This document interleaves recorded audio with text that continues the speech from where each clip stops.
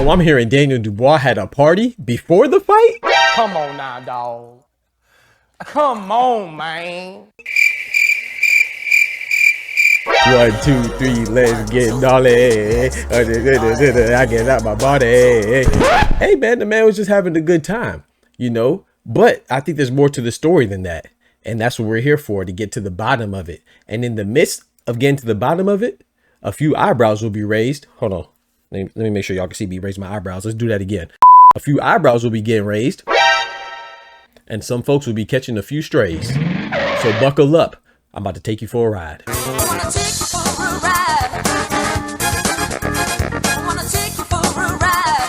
I tell you I'm good, probably you will say I'm boasting.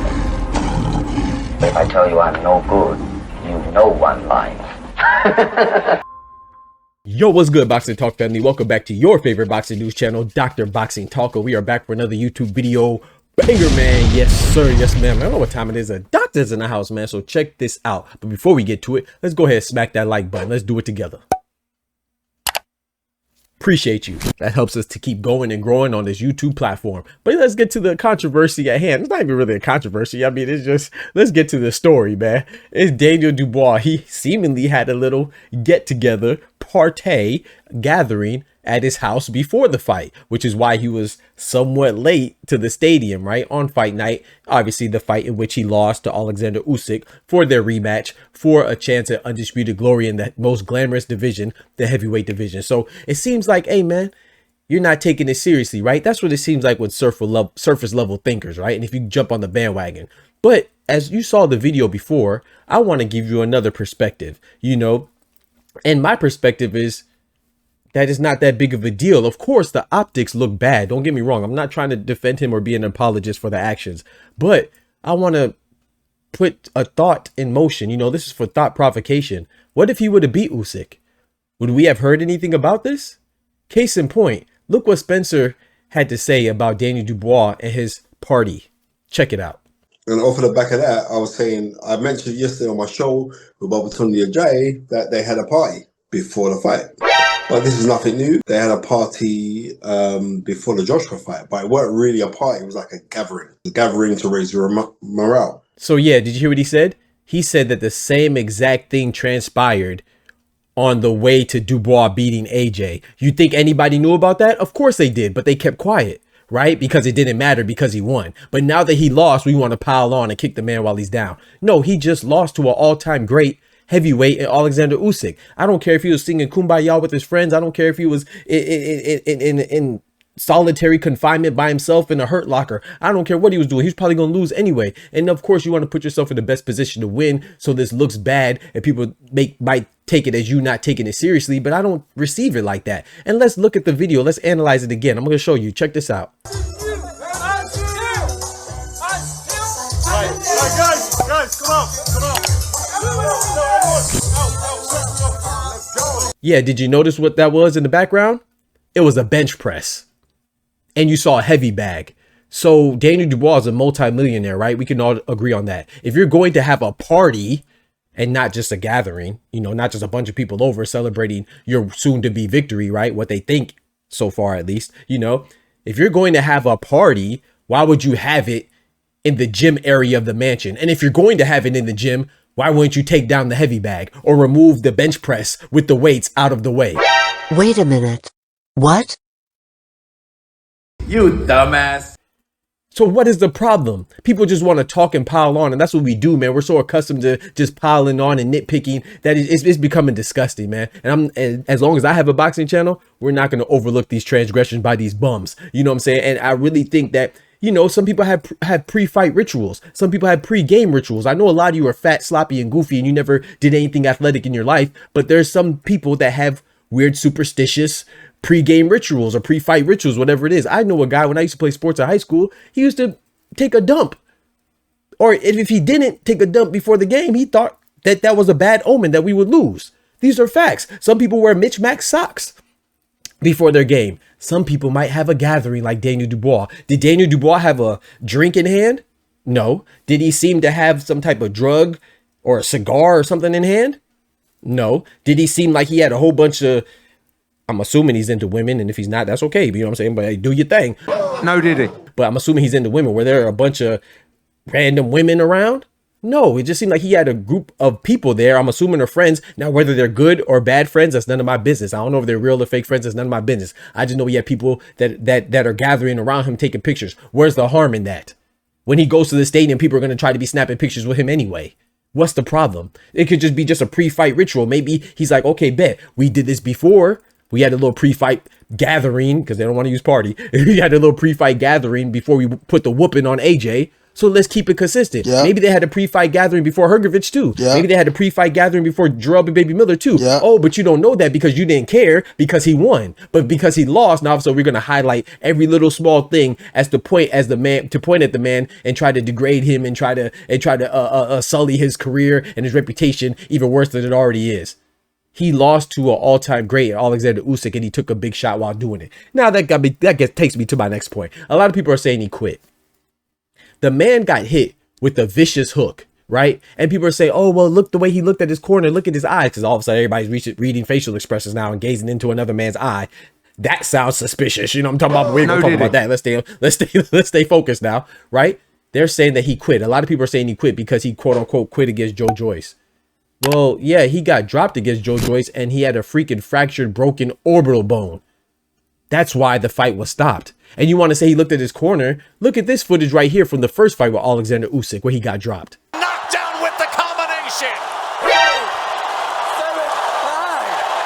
Yeah, as you can see, he looked at his corner again, but this time he got up. There was no accusations of quitting then. But then he gets later on in the first fight, you know, he gets dropped again. He doesn't get up and people go with his quitting things because he doesn't make the count and then he walks back to the corner. What do you want him to do? Die? Like, what do you want him to do? You want him to walk like he's in a drunken stupor to the corner?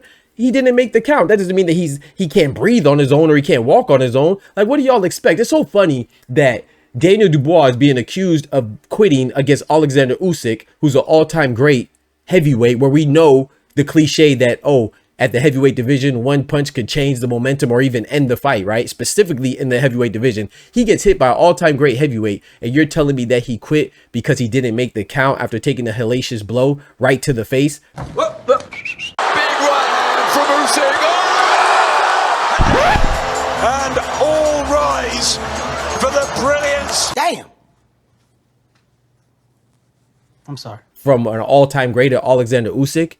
He didn't beat the count. Yes, he looked at his corner again like he did the first time, and he got up and he walked to his corner, but he didn't make the count. Why are we talking about he's quitting? You see what I'm saying? Now, if you want to assume he quit, maybe that's cool. That's cool. But don't say it so definitively like, oh, okay, you knew he just threw it in because you would quit if you got hit like that. You see what I'm saying? So I just really feel like, in all honesty, that this is ridiculous. And not to mention the same day, right? We're worried about Daniel Dubois quitting and we're accusing him of quitting.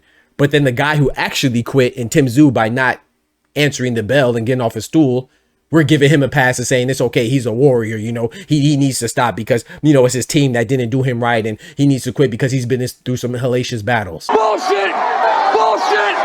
Bullshit, bullshit, bullshit, bullshit. But the guy who didn't make the count, we're accusing him of quitting and trying to demean him even further than a loss has already done, because he lost to the same person twice. It's kind of like the Brian Norman and Devin Haney situation, right? When Ryan Garcia cheated Devin Haney, we tried to say, oh, it didn't mean much because there wasn't enough of it in his system, right? He didn't really cheat. He cheated, but it was so inconsequential, the quantity that was in his system, it didn't have an effect, right? So the guy that actually cheated, we give him an excuse. But then we're accusing Brian Norman, who never failed a test, as cheating because he was on vacation and didn't have the time or didn't want to sign up and interrupt his vacation, but he'll do it afterwards. You see what I'm talking about? It's like a lot of these so-called boxing fans, y'all just want the drama. Y'all don't really like the sport. Y'all just like the Days of Our Lives portion of it and try to make it a reality TV. Go watch Housewives of Hollywood or something like that, man. Go watch Guiding Light. Like, bro, it's a sport, man. Don't get me wrong. We want to talk about some of the stuff that's going on, but it seems like we're more excited and more interested in pointing out the next duck than we are in pointing out the next champion or the next talent or celebrating the sport. It's getting ridiculous. It is very frustrating, right, and annoying. I'm gonna start calling these people out because y'all will say that this person has quit even though he got hit with a hook and didn't make the count, but then the other guy who actually quit, you're just giving him a pass. And that's cool. I like Tim Tszyu. I'm not knocking Tim Tszyu. Hey, bro, it's a tough sport. He was getting pounded on. I'm not mad at Tim Tszyu not answering the call. My point is that was the same exact day that you are focusing on a guy that's at heavyweight against an all-time great and Oleksandr Usyk, who didn't make the count after getting knocked down. And you want to say that he quit. But then the guy who actually did quit against a Sebastian Fedora, you want to sweep that under the rug and give him a pass and say, oh, it's okay, he's a warrior. That's just backwards, bro. So it's just ridiculous, man. So Daniel Dubois, I think we should give him some grace. And, he's a young guy. That's not an excuse as to why he lost. He just lost. Did the party look bad or the gathering look bad? Of course it did. But let's not pile on. I don't know if that's why he lost or not.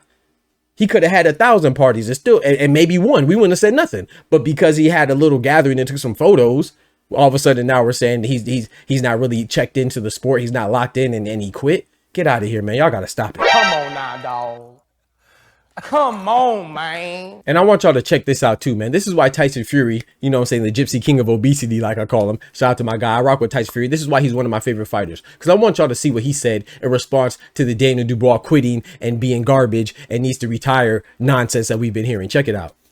I keep getting asked about this Dubois situation and all this quitting stuff and whatever else. Here's the facts. The facts are, young Daniel did his best against one of the greatest champions that's ever been, and it wasn't good enough. He come up short. He got put down twice. What do you want him to do? Die in the ring? There's no first place for getting battered to fucking still losing. The lad did his best. He wasn't going to win the fight. He's better off getting out of there. There's a lot of jealousy in boxing, especially when an individual's making a lot of money. A lot of jealous fighters slagging someone off who did his best and had the guts to get in there. There is no cowards in boxing. When you're in that ring fighting world heavyweight champions, there is no cowards. So all the credit deserves to Daniel. He worked his bollocks off from being 8-year-old and fucking won the world title and fought fucking Usyk for the undisputed. Now he's sitting at home, multi-millionaire at 27, do what the fuck he wants. Daniel, if you ever get to see this, chin up, son. Your dad's proud of you, everybody's proud of you. You've come from a kid to a man to be the world heavyweight champion and box at Wembley and in front of 100,000 people. You can't beat that kid. And if you ever want to do any training with a fucking real straight man, come yourself to Morecambe anytime you want, kid. Because there's no jealousy here and there's no fucking people putting others down who do the best. I call them dream crushers and jealous bastards. Exactly, that's what yous are. A lot of the dirty, jealous wankers. Get up, Daniel Dubois. Get up, son. And I couldn't agree more, man. Like I said, this is why Tyson Fury is one of my favorite fighters, because if you could get past your own emotional, entitled, selfish feelings and recognize that a lot of times when he talks trash, because he does talk a lot of nonsense now. I mean, I like trash talk, especially when you can back it up. But I understand how that's off-putting to some people. So if you don't like Tyson Fury, cool. But he does talk trash, but it's always in order to, well, most of the times it's to build up the fight, right? So out of the confines of building up the fight, he's really gracious, like he was here with Daniel Dubois and understanding. He's like basically telling you, bruh, the man just lost to Oleksandr Usyk. By the way, Tyson Fury lost to him twice. Anthony Joshua lost to him twice. Matter of fact, he's undefeated. Everybody that fought him lost to him. You see what I'm saying? But because Daniel Dubois lost in the fashion that he did, and he has a reputation of quitting because he had a fractured orbital bone, you want to put the man down even further. But then the guy that you think has a chance to beat him is a guy that got knocked on his back and knocked smooth out in Joseph Parker by the same guy that broke Daniel Dubois' orbital bone. Joseph Parker didn't have a chance to quit. He was knocked clean out. He was asleep. But that's the guy that you think is going to be able to beat Usyk. I mean, he does deserve the shot, though, being a WBO interim champion. But make it make sense.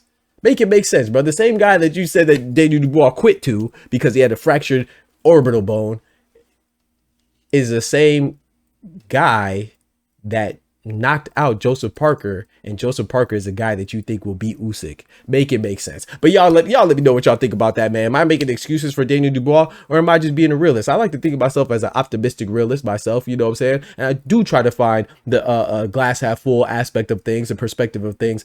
But it's like, bro, just relax. The man already lost. There's no need to pile on, man.